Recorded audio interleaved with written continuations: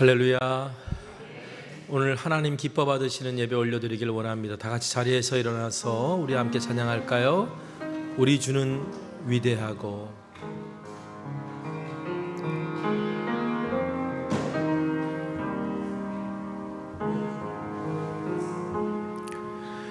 우리 주는 위대하며 능력이 많으시도다. 그의 귀에 무궁하며 인자는 영원하도다. 상한 자를 고치시며 상처를 싸매시도다. 별들의 수를 세시며 이름을 붙이셨도다. 그가 구름으로 하늘을 덮으시며 땅을 위하여 비준비하시니 예루살렘아 여호와를 찬송할지어다. 내 하나님을 감사함으로 그 앞에 나가며 주 임재 앞에 경배. 예루살렘아 예루살렘아 여호와를 찬송할지어다. 내 하나님을 감사함으로 그 앞에 나가며 주 임재 앞에 경배. 하나님은 영이십니다. 영이신 하나님께 영과 진리로 예배합시다.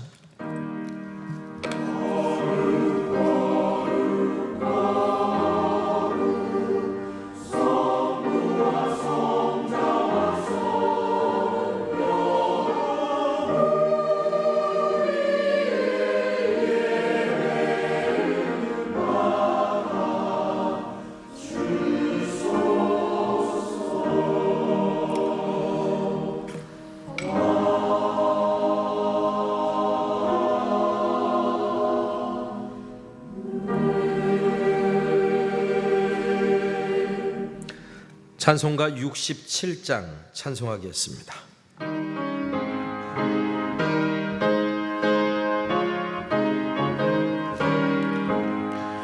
영광의 왕께 다 경배하며 그 크신 사랑을 찬송하라. 옛부터 영원히 참방패시니 그 영광의 주를 다 찬송하라. 능력과 은혜 다 찬송하라. 그 옷은 햇빛 그 집은 궁창 큰 우레소리로 주노하시고 폭풍의 날개로 달려가신다. 저 아름답고 놀라운 일이 가득한 이 땅 다 주의 조와 그 힘찬 명령에 더 잡히나니 저 푸른 바다는 옷자락이라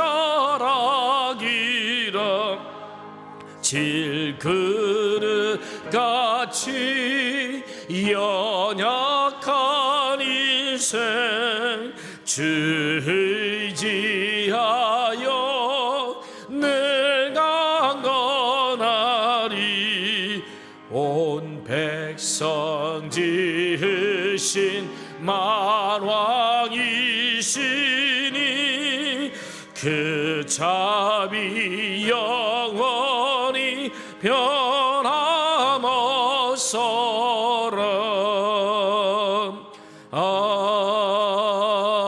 아멘. 사도신경으로 우리의 신앙을 고백합니다. 전능하사 천지를 만드신 하나님 아버지를 내가 믿사오며 그 외아들 우리 주 예수 그리스도를 믿사오니 이는 성령으로 잉태하사 동정녀 마리아에게 나시고 본디오 빌라도에게 십자가에 못 박혀 죽으시고 장사한 지 사흘 만에 죽은 자 가운데서 다시 살아나시며 하늘에 오르사 전능하신 하나님 우편에 앉아 계시다가 저리로서 산자와 죽은 자를 심판하러 오시리라. 성령을 믿사오며 거룩한 공회와 성도가 서로 교통하는 것과 죄를 사하여 주시는 것과 몸이 다시 사는 것과 영원히 사는 것을 믿사옵나이다. 아멘.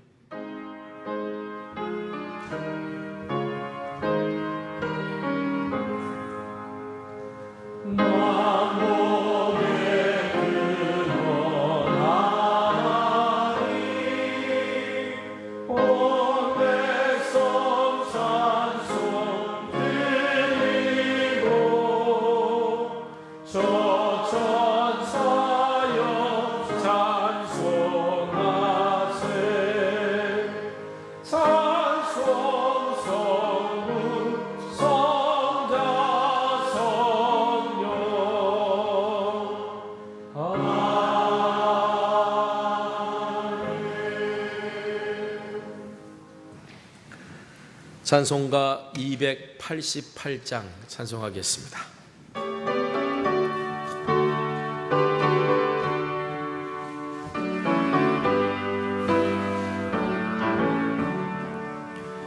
예수를 나의 구주 삼고 성령과 피로써 거듭나니 이 세상에서 내 영혼이 하늘의 영광 누리도다.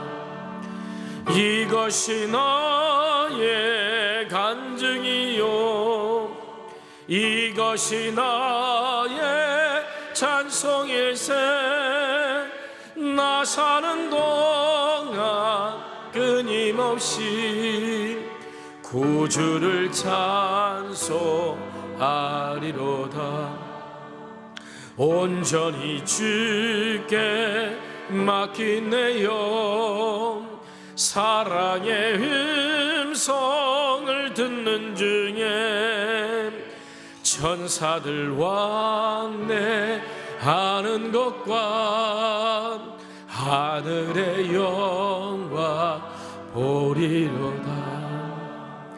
이것이 나의 간증이요 이것이 나의 찬송일세.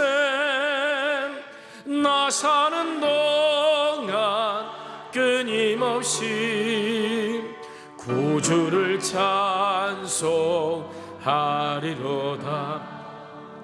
주 안에 기쁨 누림으로 마음의 풍랑이 잔잔하니 세상과 나는 간 곳 없고 구속한 주만 보이도다. 이것이 나의 간증이요 이것이 나의 찬송일세. 나 사는 동안 끊임없이 구주를 찬송하리로다.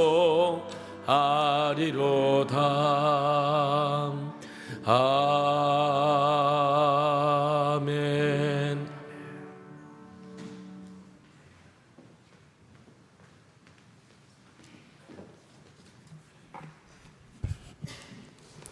할렐루야. 전지전능하시고 무소부재하신 여호와 하나님께 존귀와 영광과 찬양을 드립니다. 그 어느 해보다 더 무더웠던 여름도 서서히 물러가고 기다리던 가을의 문턱에 이르게 하시고 지난 한 주간도 선한 길로 인도하심을 감사드립니다. 범사에 기한이 있고 천하 만사가 다 때가 있나니 라고 한 전도서 기자의 고백같이 우주 만물을 뜻과 섭리로 이끄시고 인생의 모든 일에 기한을 두시며 때를 따라 아름답게 하시는 하나님을 계절의 변화를 통해 새삼 깨닫게 하시니 또한 감사드립니다. 전능하신 하나님을 경외하며 그 하나님과 동행함으로 이 가을 높아지는 하늘만큼 우리의 기도가 깊어져 가는 아름다운 계절이 되게 하옵소서.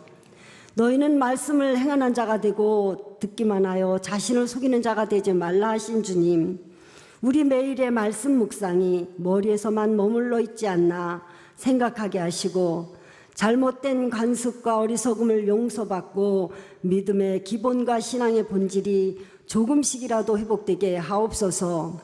말씀을 믿고 말씀을 살아내는 것 또한 우리가 감당해야 할 최고의 사명임을 기억하고 하루에 한 말씀이라도 삶에 적용하여 실천하는 신앙인이 되게 하옵소서. 주님의 은혜로 시작된 9월에도 우리를 능력과 권세로 지켜주시고 도와주시기를 원합니다.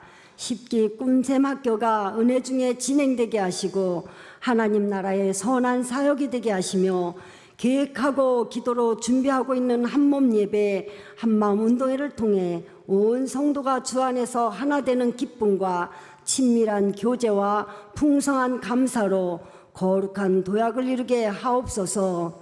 좋은 날씨 주시고 안전사고도 잘 대비할 수 있도록 도와주시옵소서.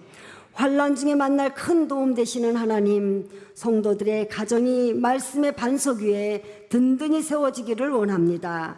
영적으로 육적으로 어려운 가운데 고통당하는 성도들을 긍휼히 여겨주시고 위로하여 주시며 성령 충만하게 하시고 두려움을 넘어 살아갈 기적이 되게 하옵소서.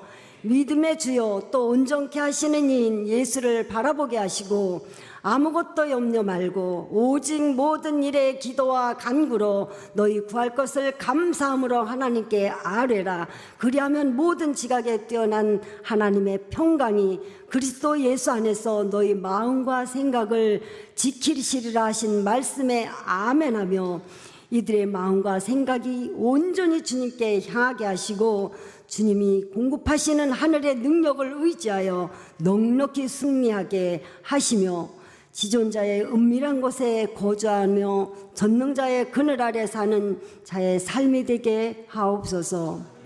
이 시간 말씀을 대언하실 김인종 담임 목사님을 주님의 오른팔로 붙들어 주시고 성령의 기름을 부으심으로 능력 있게 하옵소서.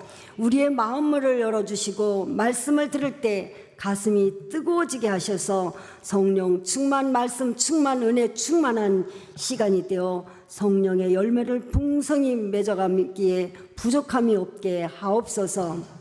이 할렐루야 찬양대의 찬양을 기쁘게 받아주시고 우리 모두의 신앙 고박이 되게 하시며 은혜가 되게 하옵소서.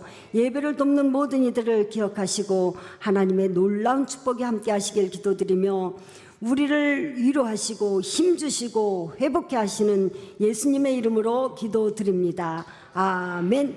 하늘에 계신 우리 아버지여, 이름이 거룩히 여김을 받으시오며 나라가 임하시오며 뜻이 하늘에서 이루어진 것 같이 땅에서도 이루어지이다.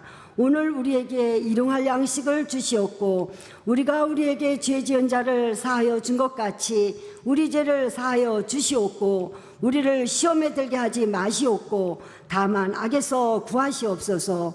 나라와 권세와 영광이 아버지께 영원히 있사옵나이다. 아멘.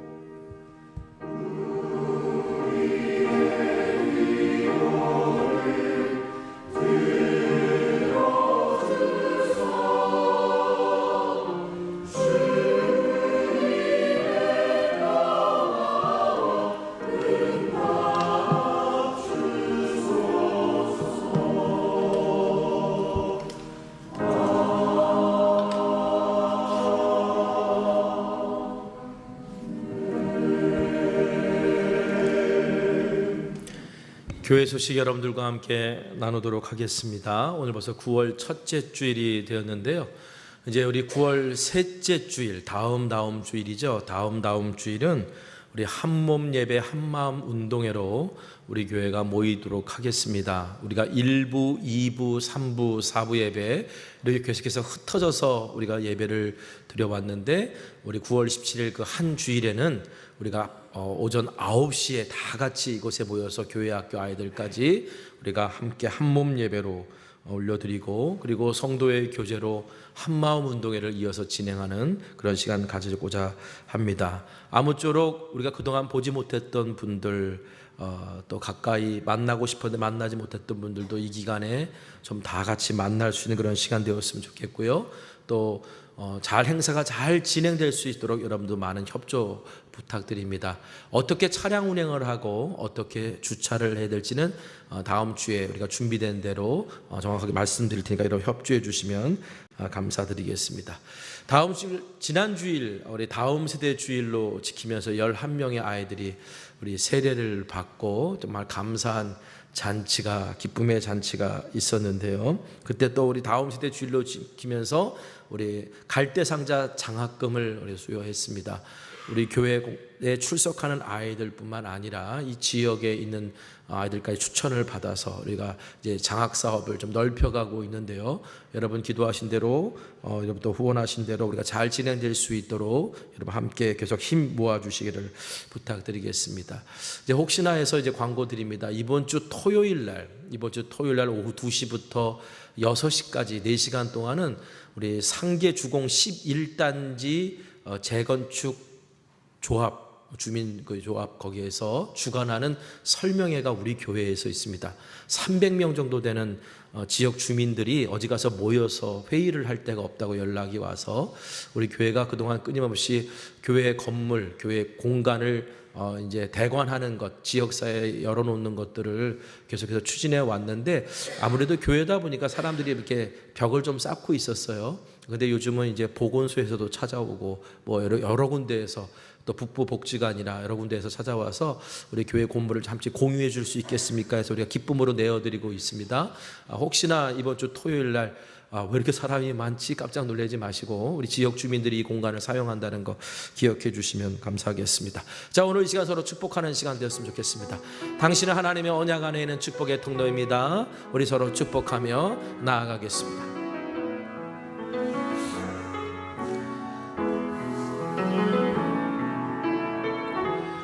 당신은 하나님의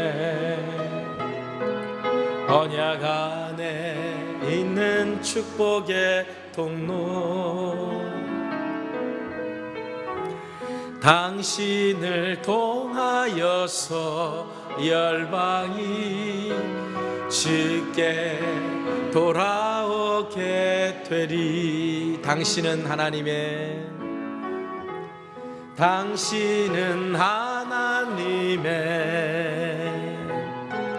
언약 안에 있는 축복의 통로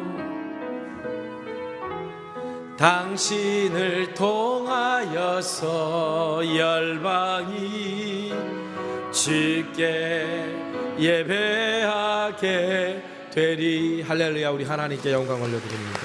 아멘. 자, 오늘 우리 삶에 들어온 43번째 주님의 말씀입니다. 디모데 후서 1장 7절 디모데후서 1장 7절 우리 한 목소리로 같이 봉독하겠습니다. 시작. 하나님이 우리에게 주신 것은 두려워하는 마음이 아니요 오직 능력과 사랑과 절제하는 마음이니. 아멘.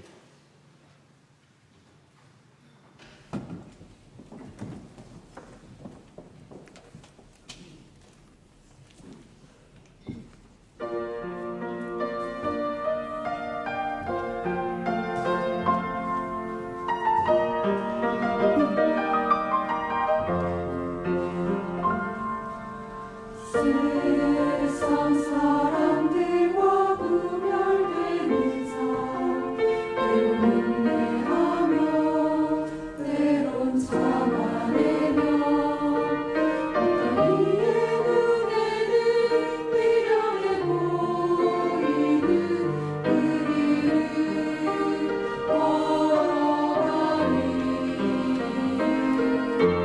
주의 자녀로 살아가는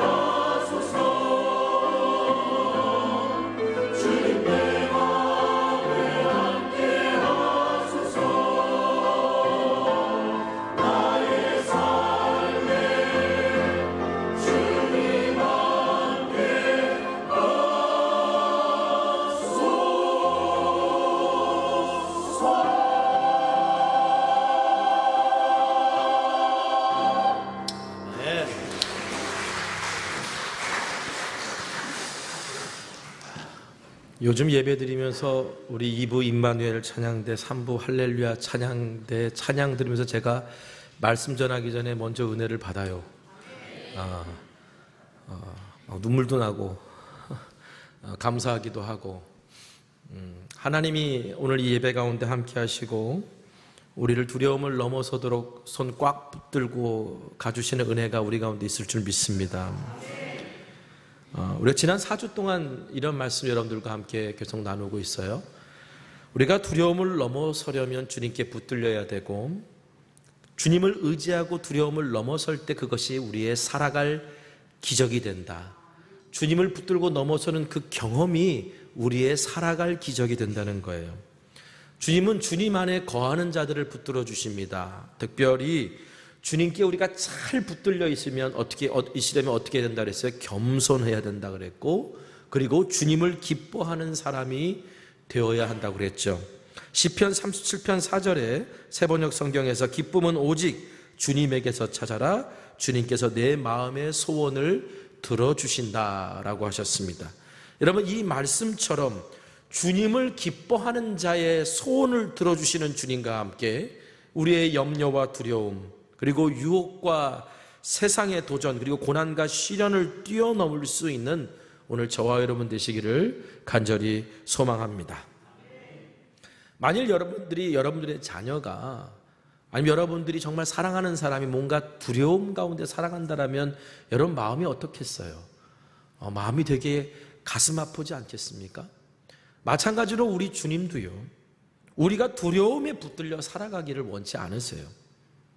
그런데 우리가 근심과 염려를 주님께 맡기지 못하고 실패가 자꾸 반복이 되어지고, 그리고 우리의 마음에 상처가 치유되지 않으면 두려움에 붙들려 우리가 살아갈 수밖에 없습니다. 여러분, 우리가 뭔가를 선택할 때는 선택의 기준이 있거든요. 두려움에 붙들려 살아가는 사람들은 두려움이 선택의 기준이 되고, 주님께 붙들려 살아가는 사람들은 주님이 선택의 기준이 돼요. 여러분 지나온 삶들을 한번 되돌아보시고 한번 생각해 보세요. 여러분, 내가 진로를 결정할 때, 어떤 계획을 세울 때, 내가 때로는 자녀를 양육할 때, 어떤 무언가를 선택할 때, 여러분은 무엇이 기준이 되어서 지금까지 선택해 오셨습니까? 분명하게 가야 될 길이라고 하는 것을 알면서도 두려워서 잘못될까봐, 실패할까봐, 상처받을까봐, 미움받을까봐 소심하게 선택했던 적은 혹시 없으십니까? 내가 용기를 가지고 주님을 선택의 기준으로 놓고 선택한 것들도 한번 생각해 보세요. 내가 주님을 선택의 기준으로 놓고 선택했는데 때로는 손해볼 수도 있고, 주님의 뜻인 줄 아는데 때로는 아닌 것으로 드러나서 낙심할 때도 있지만, 저는 돌아보면 그래요. 저는 연약하고 부족하고 어리석어서 주님의 뜻을 온전히 알 수는 없어요. 하지만 내가 그것이 주님의 뜻인 줄 알고 주님을 바라보고 선택한 것들이라면 결과적으로는 주님께서 돌아보면 모든 것이 다 합력하여 선이 되도록, 때로는 저를 깨우치기도 하고 격려해 주시기도 하고 위로해 주시기도 하면서 그렇게 세워 가시더라고요. 지금 여러분 어떤 선택의 기로 앞에 놓여 있는 분 계십니까? 여러분은 그 선택을 어떻게 하려고 하십니까? 무엇이 기준입니까? 두려움입니까? 아니면 주님입니까? 두려움이 기준이 되면 우리는 무언가를 선택할 때 소심해질 수밖에 없습니다. 여러분, 우리가 뭔가를 할 때 매사에 조심은 해야 돼요. 그러나 소심해져서는 안 돼요. 여러분, 조심과 소심은 다른 겁니다. 예를 들어 볼까요? 우리 옛 속담에 이런 말이 있죠. 돌다리도 두들기며 건너가라. 여러분, 이 다리가 안전하게 있는지 내가 하나하나 두들기며 걸어가서 결국은 그 다리를 건너는 거, 이게 조심이에요. 근데 소심은요, 이 다리가 무너지면 어떡하지? 염려하고 걱정만 하다가 결국 그 다리에 발 하나 내딛지도 못하고 돌아서는 게, 그게 소심이에요. 제가 조심이라는 말을 국어사전 찾아보니까 몇 가지 의미가 있더라고요. 동의어로 몇 가지 의미가 있는데, 말이나 행동에 실수가 없도록 마음을 쓴다. 그러니까 유의어로 근신이라고 하는 뜻이 있는 조심이 있고요. 마음의 색이다 라고 하는 뜻, 유의어로 유념, 명심이라고 하는 어떤 하나의 그런 의미로 쓰이는 조심이 있더라고요. 제가 이것을 이렇게 보고 묵상하면서, 성경에는 하나님의 자녀들이 조심, 즉 근신하기 위해서 마음에 새겨야 될 것이 있다, 조심해야 될 것이 있다 라고 우리들에게 가르치는 게 있어요. 신명기 6장 6절, 오늘 내가 내게 명하는 이 말씀을 너는 마음에 새기고 그랬어요. 하나님의 말씀을 마음에 새겨라. 여러분, 돌다리를 두들기며 건너가듯이 하나님의 말씀을 마음에 새기고 조심하여 그 다리를 건너가는 것은 돌다리를 두들겨 건너가듯이 내가 발을 내딛는 그곳이 그 자리가 하나님 말씀에 합한 것인지 주님이 기뻐할 것인지를 늘 유념하고 명심하며 그 발을 내딛어야 한다는 의미가 있는 거예요. 이게 바로 말씀을 마음에 새기고 조심하며 살아가는 겁니다. 여러분, 이런 삶은 다윗의 고백에 따르면 우리를 넓은 길로 인도해요. 넓은 곳으로.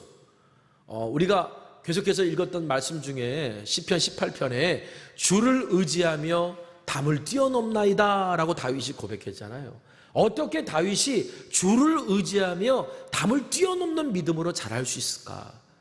오늘 시편 18편 그 앞에 보면 이런 내용이 있습니다. 시편 18편 19절에서 22절 우리 같이 읽겠습니다. 자, 시작. 나를 넓은 곳으로 인도하시고 나를 기뻐하심으로 나를 구원하셨도다.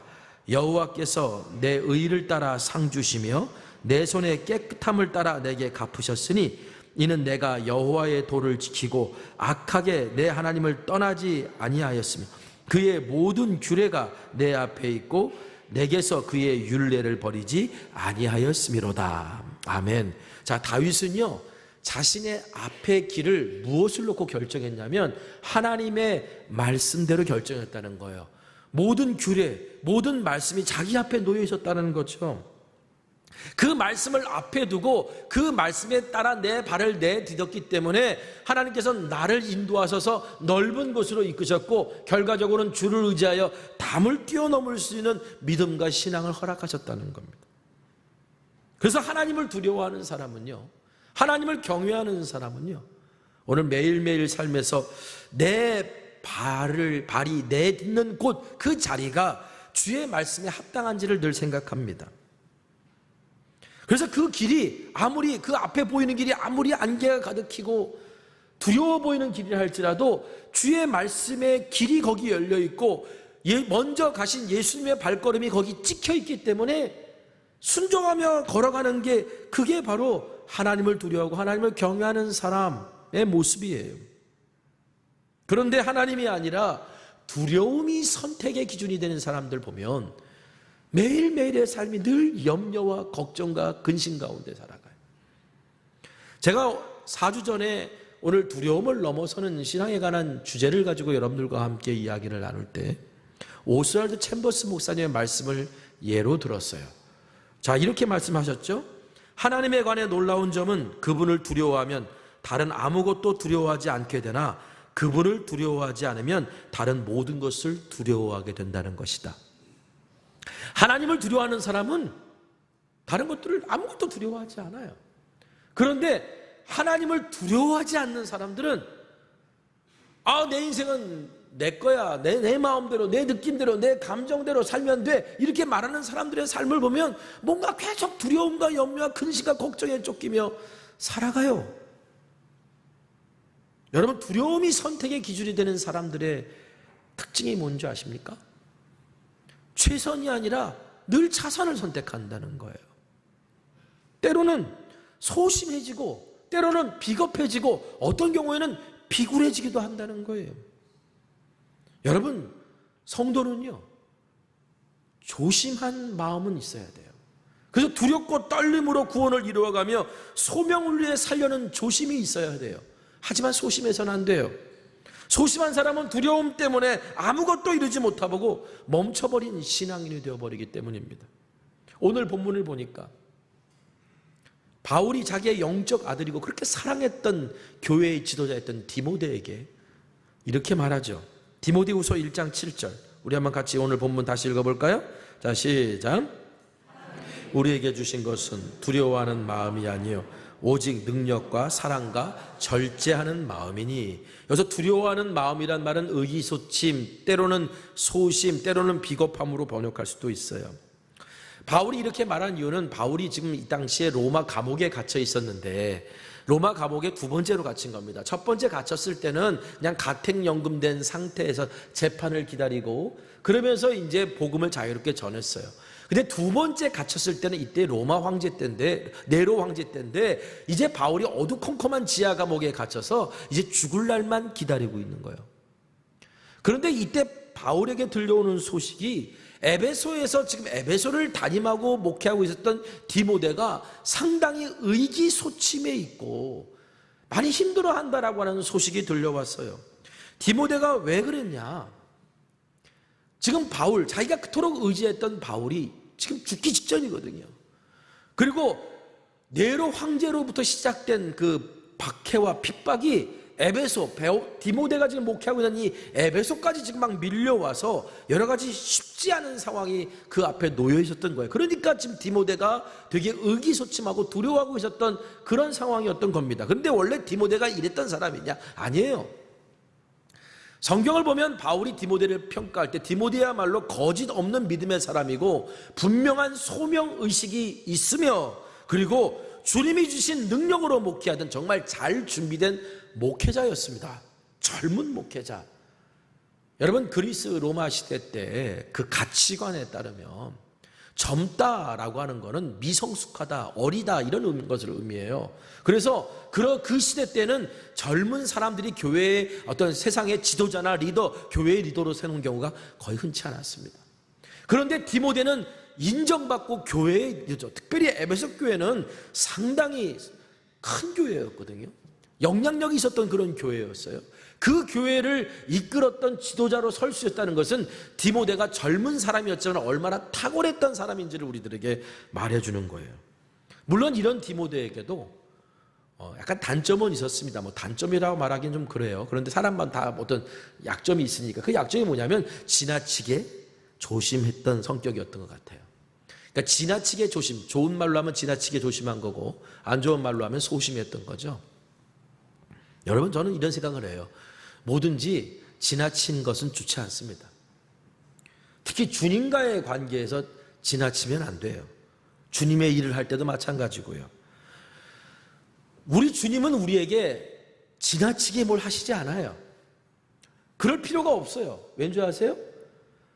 주님은 지나치게 하시지 않아도 우리는 그걸 늘 과분한 것으로 받아들일 수밖에 없습니다. 왜냐하면 우리 주님은 너무 크신 분이기 때문에 넘치는 적이 않아요. 당신을 넘치는 지나침이 없어요. 근데 오늘 우리는 어떤 행동을 할 때 지나치게 행동할 때가 많습니다. 자리와 본분을 잊고 지나치게 행동할 때가 있고요. 지나친 사랑과 관심을 가지고 누군가에게 대하다가 그 사람에게 상처를 주기도 해요. 여러분, 겸손은 좋은 거예요. 겸손은 좋은 건데 지나친 겸손은요, 좋지 않아요. 지나친 겸손은 때로는 그것이 내 컴플렉스의 산물일 수도 있어요. 여러분, 지나치게 소심한 거, 이 지나치게 소심한 것도 때로는 교만이에요. 왜일까요? 하나님이 하실 일을 내가 염려하고 걱정하기 때문에 그래요. 내가 지나치게 뭘 열심히 하려고 그래요. 여러분, 지나치게 뭘 열심히 하려고 하는 것도요, 사실은요, 욕심이 앞서서 그래요. 나를 앞세우기 때문에 뭔가 지나치게 열심히 하려고 하는 거거든요. 지나치게 일하려고 하고 지나치게 사랑하려고 그러고 지나치게 관심 가지려고 하고. 여러분, 지나치다라는 게 뭡니까? 지금 내 역량을 넘어선다는 거거든요. 내가 가지고 있는 그릇을 넘어선다는 거예요. 처음에는 그래서 내가 지나치기 전에는요, 어떻게 해요? 단물이 나가요. 내가 누군가에게 사랑을 베풀 때도 그 사람을 정말 사랑하는 단물이 나가고요. 내가 주의 일에 열심일 때도 정말 충성된 마음으로 나가요. 그런데 그것이 지나쳐버리면요, 이제 나는 한계가 있는 존재니까 단물이 나가다가 나중에 뭐예요? 내 안에 있는 정욕까지 박박 긁어서 흘려보내게 돼요. 그러니까 나는 분명히 사랑했는데 그 사람은 병나요. 나는 분명하게 관심 가졌는데 그 사람 나를 싫어해요. 나는 분명하게 열심히 일했는데 그런데 그 결과가 상처와 아픔밖에 안 남아요. 왜 그래요? 지나치기 때문에 그런 거예요. 하지만 주님이 우리에게 주신 그 은혜가 우리에게 부어져서 흘러넘치는 건 괜찮아요.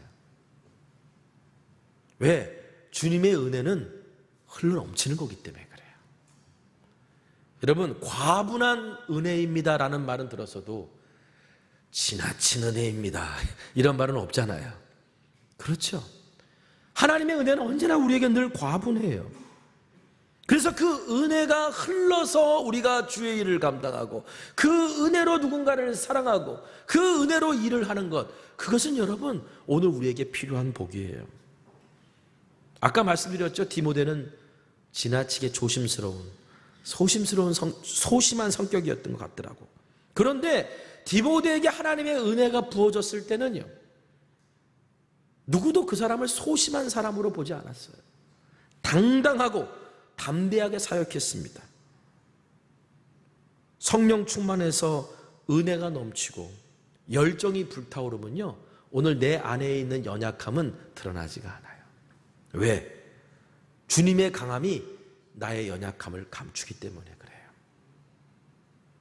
그래서 디모데가 은혜 충만하고 성령에 붙들려 살아갈 때는요, 그의 연약함, 그의 소심한 단점이 오히려 어떤 일을 할 때 신중하게 일할 수 있는 장점으로 드러나기 시작했어요. 하지만 여러분, 매는 장사가 없다는 말이 있잖아요. 가랑비에 옷 젖는 말도 있고, 시련과 핍박이 끊임없이 계속되고, 그리고 어려운 일들이 계속 몰아닥치는데 내가 거기를 공급받고 은혜받고 이길 힘이 없어지면 그때부터 탈이 나기 시작합니다. 그러니까 디모데도 지쳐가는 거예요. 여러분, 디모데가 에베소 교회를 담임하고 목회하고 여러 가지 사역들을 하는데 그게 쉬운 일이 아니었어요. 지금 사도 바울이 디모데에게 위로하면서 이런 편지를 보냅니다. 디모데전서 4장 12절 세번역 성경으로, 아무도 그대가 젊다고 해서 그대를 업신여기지 못하게 하십시오. 도리어 그대는 말과 행실과 사랑과 믿음과 순결에 있어서 믿는 이들의 본이 되십시오. 여러분, 이 얘기가 뭐예요? 아까 말씀드렸죠? 그리스 로마 그 시대 때의 가치관으로는 젊은 사람은 미성숙하다라고 이렇게 이해했기 때문에 지금 젊은 목회자로서의 디모데를 사람들이 많이 무시했거든요. 그것 때문에 힘들어하는 디모데의 마음을 알았기에 사도 바울이 이렇게 편지를 보냈다는 거예요. 그러니까 젊은 목회자로서의 괴로움이 있었어요. 또 그뿐만 아닙니다. 바울을 지지하고 바울을 따르는 사람들에게 디모데는 늘 비교 대상이었어요. 왜 바울처럼 안 해? 왜 바울처럼 못해?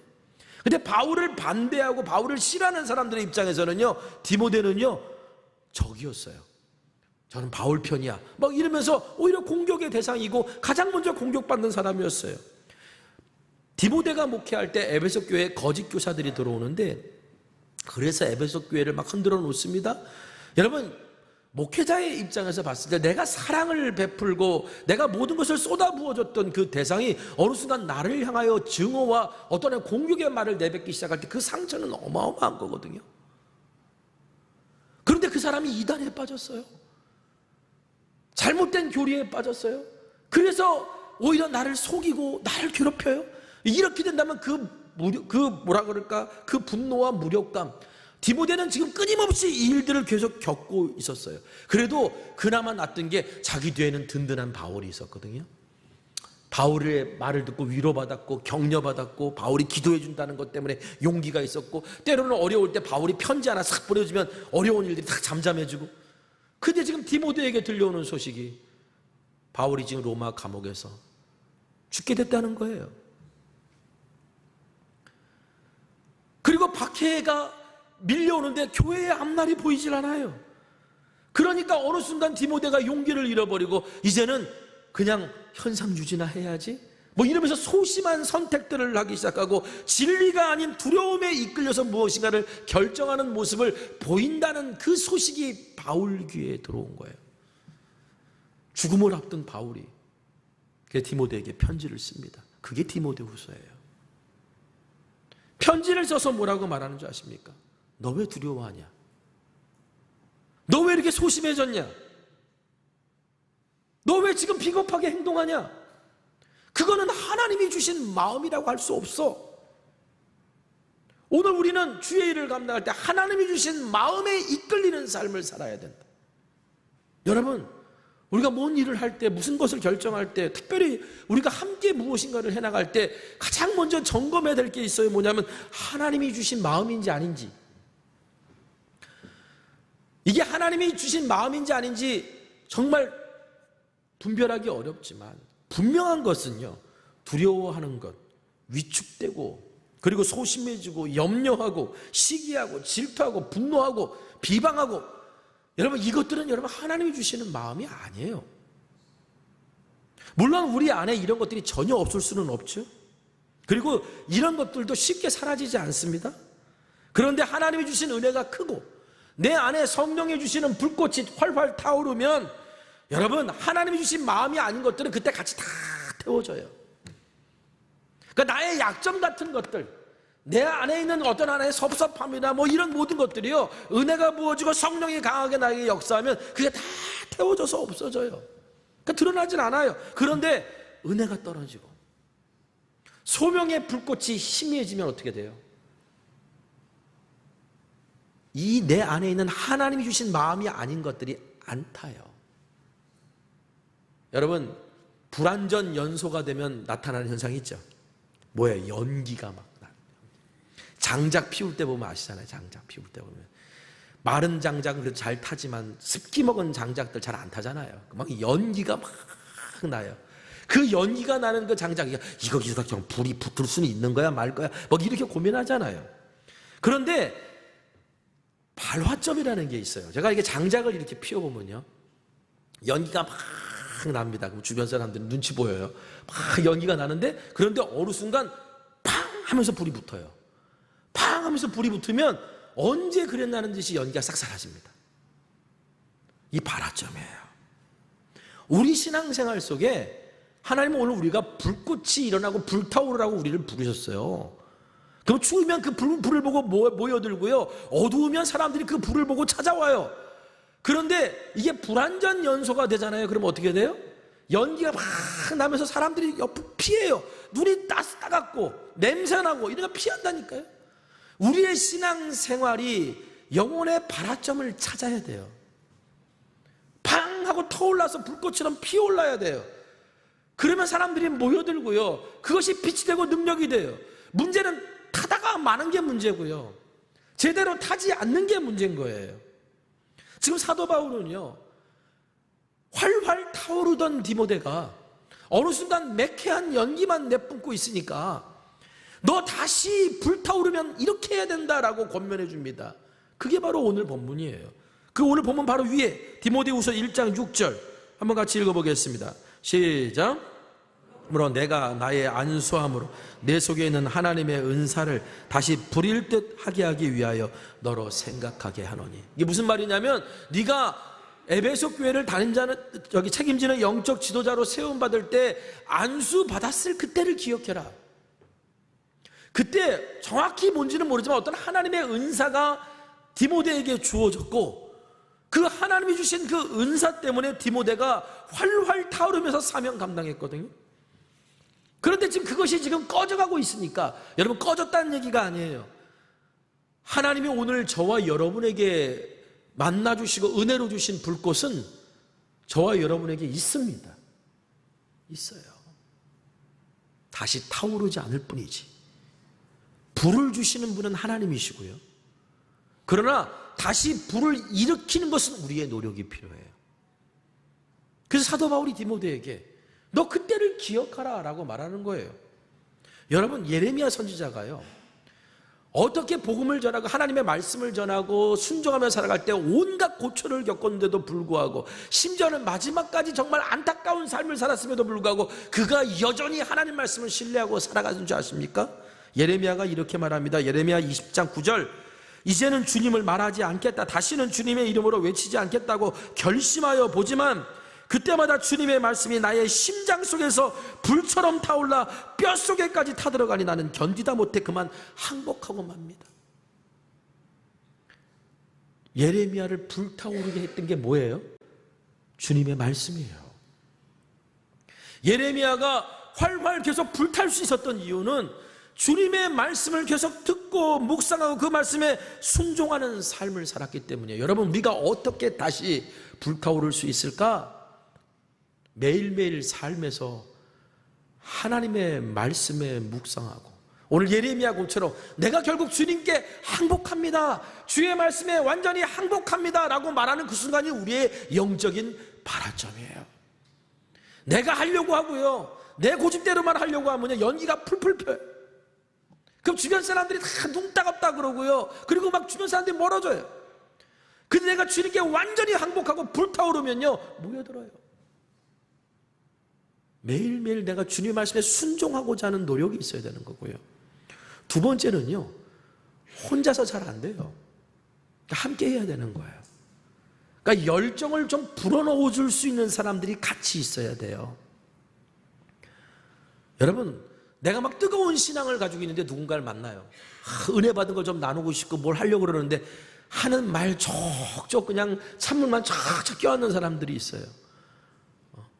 뭐 좀 해보려고 그러는데 찬물 끼얹고 막 뜨거우려고 그러는데 막 계속 비판적인 얘기만 하고 뭐 그냥 하나님 나라의 복음과는 상관없는 그냥 아니라는 그런 이야기들만 하고 속회 때 모여가지고 뭔가 기도 좀 하려고 그러는데 맨날 어느 백화점 갔더니 이런 옷이 좋다더라, 어디 갔더니 이런 음식이 맛있다더라, 그런 얘기만 했싸고 나는 은혜 받고 뭔가 회복되려고 그러는데 계속 주변에서 그러고 있으면 어떻게 돼요? 내 열정이 식어요.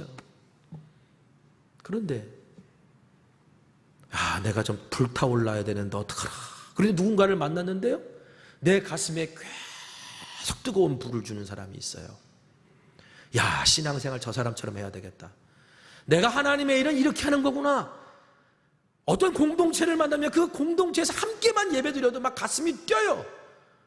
그리고 다시 살아야 되겠다, 다시 내가 주님 앞에 헌신하겠다는 고백이 생겨요. 저는 저와 여러분이 우리 성천교회가 그런 교회와 그런 신앙이 되기를 간절히 소망합니다. 여러분 기억하십시오. 주님은요, 당신의 자녀들이 마음에 두려움이 가득 차서 열정을 잃어버리고 소심하게 살아가는 걸 원치 않으세요. 두려워하는 마음이 아니라 주님이 주시는 마음을 품기를 원하세요. 그 마음이 뭘까요? 사도 바울은 디모데에게 두려워하는 마음이 아니라 이런 마음을 품으라고 말합니다. 오늘 본문 다시 한번 읽어봅시다. 디모데후서 1장 7절. 자, 시작. 하나님이 우리에게 주신 것은 두려워하는 마음이 아니요 오직 능력과 사랑과 절제하는 마음이니. 능력과 사랑과 절제가 무엇을 의미하는 걸까? 여러분, 하나님이 주시는 마음을 내가 이걸 품고 두려움을 넘어서기 위해서는요, 한번 따라해 봅시다. 첫째, 하나님이 우리에게 능력 주셨음을 믿어야 합니다. 자, 요한복음 1장 12절에 이렇게 말씀하죠. 영접하는 자 곧 그 이름을 믿는 자들에게는 하나님의 자녀가 되는 권세를 주셨다. 권세, 특권, 능력, 이렇게 이해할 수 있습니다. 여러분, 하나님을 믿는 자들에게 주어지는 권세가 뭘까요? 가장 큰 특권이 뭘까요? 하나님이 우리 아버지가 되시는 거예요. 그리고 그 하나님이 나와 함께 하시는 거예요. 나는 연약해도요, 우리 아버지 하나님은 강해요. 나는 아무것도 아니어도요, 우리 주님의 이름은 모든 이름보다 뛰어나요. 나는 모자르고 부족해도요, 우리 주님은 넘치고 풍족하세요. 그 주님이 우리에게 이렇게 약속하셨습니다. 사도행전 1장 8절. 오직 성령이 너희에게 임하시면 너희가 권능을 받고 예루살렘과 온 유대와 사마리아 땅끝까지 이르러 내 증인이 되리라.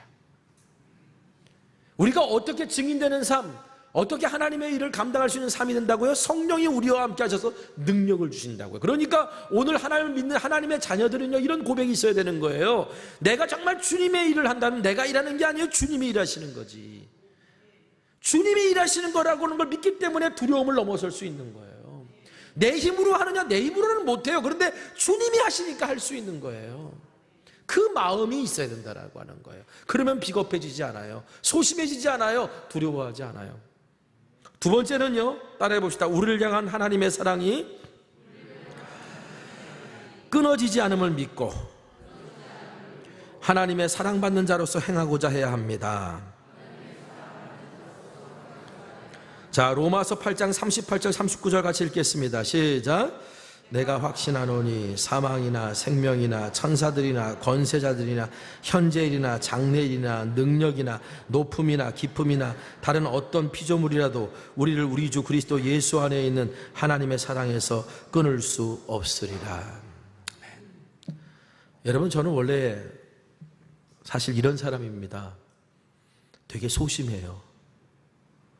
되게 조심성이 많아요. 안 믿기시는 분도 있는 것 같아요. 저희 아내는 무지하게 담대하거든요. 대담한데요. 그런데 저는 되게 소심해요. 그래서 내가 뭔 일을 했는데 어떤 사람이 잘했다라는 말을 안 해주면 못했나 보다 이러고 위축돼요. 그랬던 사람이에요.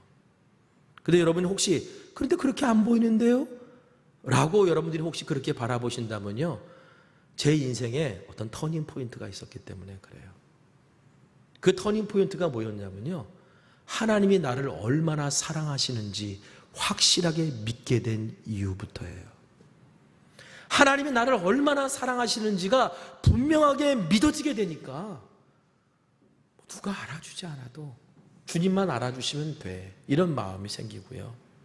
내가 하나 주님의 일이지, 주님의 일은 주님이 하시지라고 주님께 맡길 수도 있게 되고요. 아무리 어려운 일이 있어도 하나님이 나를 사랑하시는데 죽이시기까지 하겠어? 붙들어 일으켜 주시겠지, 피할 길을 주시겠지, 이런 마음이 생기고요. 그러다 보니까 어느 날 담대하게 무엇인가를 해나가게 된 거예요. 여러분, 하나님이 우리를 향한, 저와 여러분을 향한 사랑은 그 어떤 것도 끊을 수 없다라고 사도 바울이 말해요. 사도 바울이 어떻게 마지막까지 그렇게 달려갈 수 있었나? 그것은 그를 향한 하나님의 사랑을 분명하게 확실하게 믿었기 때문이에요. 그래서 하나님이 나를 얼마나 사랑하신 줄 알기 때문에 저는 벼랑 끝에 서라면 벼랑 끝에 설 수도 있게 됐어요. 두려움을 이기고 뛰어내리라면 뛰어내릴 수 있는 그런 용기와 믿음도 주님이 주심을 믿고 그 자리에 설 수 있어요. 아니, 그렇게 되기를 기도하고 하나님의 사랑을 신뢰해요. 여러분, 하나님이 나를 사랑하신다음을 믿는다면 그러면 그 다음부터 나는 이제 하나님의 사랑을 받는 자녀답게 살아갈 용기가 생기는 거예요. 그래서 이렇게 말합니다. 사도 요한이 요한일서 4장 18절 같이 읽겠습니다. 시작. 사랑에는 두려움이 없습니다. 완전한 사랑은 두려움을 내쫓습니다. 두려움은 징벌과 관련이 있습니다. 두려워하는 사람은 아직 사랑을 완성하지 못한 사랑입니다. 기억하십시오. 사랑이 두려움을 이깁니다. 하나님이 나를 사랑하시는 걸 확실하게 믿기 때문에 나는 두려움을 넘어설 수 있고 그 두려움을 넘어서서 내가 받은 사랑을 사람들에게 전하며 살아갈 수 있는 거예요. 마지막 세 번째 따라해 보겠습니다. 그리스도를 위하여 자기를 쳐서 복종하고자 하는 마음을 가져야 합니다. 이게 뭐냐? 절제예요. 그리스도를 위하여 자기를 쳐서 복종하는 것, 이게 절제예요. 절제는 쉽게 설명드릴게요. 성경에서 말하는 절제가 뭐냐? 절제는 나에 대해서는 아니오라고 말하고 주님에 대해서는 언제나 예스라고 말할 수 있도록 훈련되고 준비된 상태를 말하는 겁니다. 나를 위해서는 아니오라고 말할 수 있어요. 주님을 위해서는 예스, 내 주님이라고 말할 수 있도록 나 자신을 십자가 앞에서 날마다 굴복시키는 게, 그게 절제라는 거예요. 앞서 사도 바울의 이야기처럼 그가 어떻게 마지막까지 완주할 수 있었을까? 여러분, 마지막이 아름다운 사람들이 돼야죠. 저는 마지막이 아름다운 사람 되기 위해서 기도합니다. 마지막 하나님 앞에 섰을 때 부끄러울 수밖에 없겠지만 그래도 내가 주님의 손에 붙들려 왔습니다라고 고백하는 사람 되기 위해 기도합니다. 그런데 그렇게 하기 위해서 사도 바울이 우리에게 권면하는 내용이 있어요. 고린도전서 9장 24절 27절 우리 한번 같이 한 목소리로 천천히 읽어보겠습니다. 자, 시작. 경기장에서 달리기 하는 사람들이 모두 달리지만 을 받는 사람은 하나뿐이라는 것을 여러분은 알지 못합니까? 이와 같이 여러분도 상을 받을 수 있도록 달리십시오. 경기에 나서는 사람은 모두 모든 일에 절제를 합니다. 그런데 그들은 썩어 없어질 월계관을 얻으려고 절제를 하는 것이지만 우리는 썩지 않을 월계관을 얻으려고 하는 것입니다. 그러므로 나는 목표 없이 달리듯이 달리기를 하는 것이 아닙니다. 나는 허공을 치듯이 권투를 하는 것이 아닙니다. 나는 내 몸을 쳐서 굴복시킵니다. 그것은 내가 남에게 복음을 전하고 나서 도리어 나 스스로 버림을 받는 가련한 신세가 되지 않으려는 것입니다. 저는 목사죠. 돌아가시기 전에 주님을 영접하고 예수 믿고 이런 분들 많이 경험했어요. 하나님 저를 사용하셔서 어떤 이들이 예수를 믿고 그리고 주님 앞에 가실 수도 있어요. 바울이 말하는 거예요. 그런데 정작 다른 사람들은 다 천국 보내고 나는 못 갈 수도 있구나. 여러분이 천국 가셔서 아니 성정교회 김윤종 목사는 왜 안 왔대야? 이런 비극적인 일이 벌어지면 안 되잖아요. 바울이 그게 두려웠던 거예요. 그 사실을 친다고, 절제한다고. 운동선수들도 운동 나가기 전에 모든 일에 절제를 하는데 하물며 하나님 나라의 경주에 뛰어든 사람이 절제 없이 그것을 어떻게 할 수 있냐고. 자기를 쳐서 절제한다고. 능력, 사랑, 절제, 이것이야말로 주님께서 주시는 마음이고 이게 성령의 선물입니다. 여러분, 이 마음을 품을 때 우리는 두려움을 넘어설 수 있고 그럴 때 세상은 우리를 감당하지 못한다라고 말하는 거예요. 여러분의 마음은 지금 어떠십니까? 무엇으로 가득 차 있으십니까? 그리스도 예수의 마음을 품으십시오. 그리고 주님께서 주시는 그 마음을 지켜내서 언제나 매캐한 연기를 내뿜는 존재가 아니라 주님 안에서 확실히 타오르는 그런 믿음의 사람 되기를 간절히 소망합니다. 우리 함께 말씀 붙들고 기도했으면 좋겠습니다. 함께 기도할 때 오늘 여러분이 두려움을 기준으로 선택하는 자가 아니라 주님이 선택의 기준이 되게 해주십시오. 그래서 오늘 내가 두려워하는 마음을 품고 살아가는 게 아니라 능력과 사랑과 절제의 마음을 품고 활활 타오르는 인생 되게 해주십시오. 오늘 주님 앞에 고백하며 오늘 나의 약함을 주님의 강함으로 채워주시는 은혜를 내가 누리길 원합니다라고 함께 기도하기를 원합니다. 기도하겠습니다.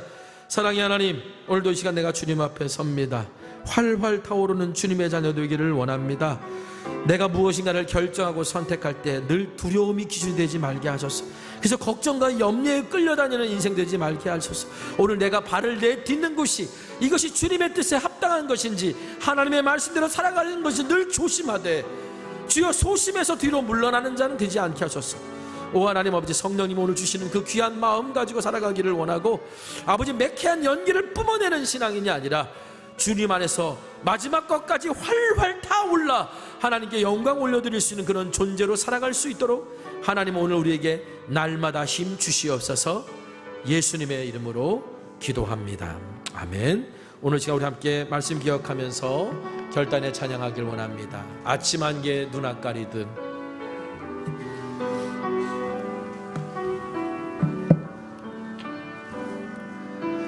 아침 안개 눈앞 가리듯 나의 약한 믿음 의심 쌓일 때 부드럽게 다가온 주의 음성 아무것도 염려하지 마라. 비줄기에 바위 패위듯 나의 작은 소망 사라져 갈 때 고요하게 들리는 주의 음성 내가 너를 사랑하노라. 우리 다 같이 일어나셔서 외로움과 방황 속에서 주님 앞에 나아갈 때에 위로하시는 주님 나를 도우사 상한 나의 마음 감싸주시네. 십자가의 모혈로서 주의 크신 사랑 알게 하셨네. 주님께 감사하리라. 언제나 주님께 감사해. 기도하겠습니다. 사랑의 하나님, 오늘 우리가 그 끊을 수 없는 하나님의 사랑을 누리고도 두려운 마음 가지고 소심하고 때로는 비겁하고 비굴한 마음 가지고 살아갑니다. 오늘 내가 매일매일 조심하며 내가 발을 내딛는 곳이 주님의 말씀에 합한지를 명심하며 살아가야 되는데 잊고 살아가다 보니 어느 순간 내 삶에 불꽃은 희미해지고 연기만 잔뜩 피어오르고 사람들이 꺼리는 존재로 살아가고 있지 않은지 돌아봅니다. 주여, 오늘 이 시간 하나님이 주시는 마음, 능력과 사랑과 절제가 충만해서 주님의 불꽃이 활활 타오를 수 있는 존재 되게 하여 주시옵소서. 인생의 두려움과 유혹 앞에서 언제나 주님과 함께 뛰어넘고 주님이 나를 사랑하심을 신뢰하며 벼랑 끝에도 믿음으로 설 수 있는 자, 그래서 주님과 함께 날아오를 수 있는 믿음을 우리에게 허락하여 주옵소서. 오거룩하신 아버지 하나님, 오늘 주님 앞에 마음을 담아 기도의 제목을 담아 감사와 헌신을 담아 드려진 귀한 예물이 있습니다. 우리 주님께서 기뻐 흠양하여 주시옵고 우리가 날마다 주님과 함께 타오르는 멋진 그리스도인으로 살아갈 수 있도록 주님 우리를 세워 주옵소서. 이제는 우리 주 예수 그리스도의 크신 은혜와 하나님 아버지의 무한하신 사랑하심과 성령님의 감화감동 역사 충만교통 내주하심의 은혜와 은총이 주님 주신 마음을 품고 주님과 함께 타오르기를 원하는 주의 백성들 위해 지금부터 영원까지 함께하여 주시옵기를 간절히 축원하옵나이다. 아멘.